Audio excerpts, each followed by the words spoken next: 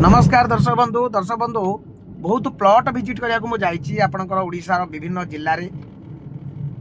आपन देखिए आपंकर निज प्लॉट को आप निजे अनुमान करेंगे जे आम प्लॉट गोटे हूँ सिंहमुखी प्लॉट गोटे हूँ गोमुखी प्लॉट इमिति भी आपंकर प्लॉट भी पूरा चतुर्पाश सामान सामान थी सेमती भी प्लॉट अच्छी ये जो विशेष करके सिंहमुखी प्लॉट बा गोमुखी प्लॉट रे आप देखिए जे जदि आपंकर उत्तर पट चौड़ा अच्छी दक्षिण पट कम चौड़ा रही लंबाड़िया प्लॉट जानवे से प्लॉट टी शुभ जदि देखिए पूर्व पट चौड़ा अच्छी पश्चिम पट कम चौड़ा अच्छी एवं से लंबाड़िया प्लॉट टे यहाँ बहुत शुभ घर पर बासस्थान उपयोगी भल जदि देखिए दक्षिण पट आपंकर चौड़ा रही उत्तर पट आपंकर कम रही दक्षिण उत्तर आपंकर लंबा प्लॉट रही से प्लॉट टी एत शुभंकर नुहे जदि देखिए पश्चिम पट चौड़ा रही पूर्व पट कम चौड़ा रही एवं पूर्वर पश्चिम बा पश्चिम पूर्व लंबा रही जानवे जे से प्लॉट एत शुभंकर नुहे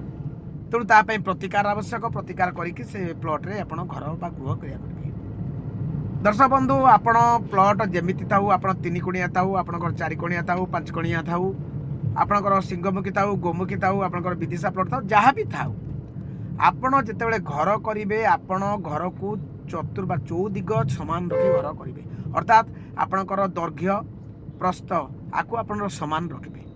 जदि मनकर आपणकर पूर्व पट 40 फुट है पश्चिम पट 40 फुट रखिए उत्तर पट मनकर आपणकर 35 फुट है आप दक्षिण पट 35 फुट रखिए किंबा आपणकर उत्तर दक्षिण समान रखिए पूर्व पश्चिम समान रखिए यह कले आपण घर पर शुभ होता है। आपण कदापि घर टी आपंकर जमीती प्लॉट रही मनकर दक्षिण पट चौड़ा रही उत्तर पट कम चौड़ा रही आप दक्षिण पट घर टाक चौड़ा करदे उत्तर पट को कम चौड़ा करदे सेमती करेंगे ना से घर टी अशुभ होता है। तेणु आप समान कर रखिकी सामान गजबंध मध्यम सामान रखिकी आप घर टी करेंगे से घर टी आप शुभ दब। जय जगन्नाथ नमस्कार।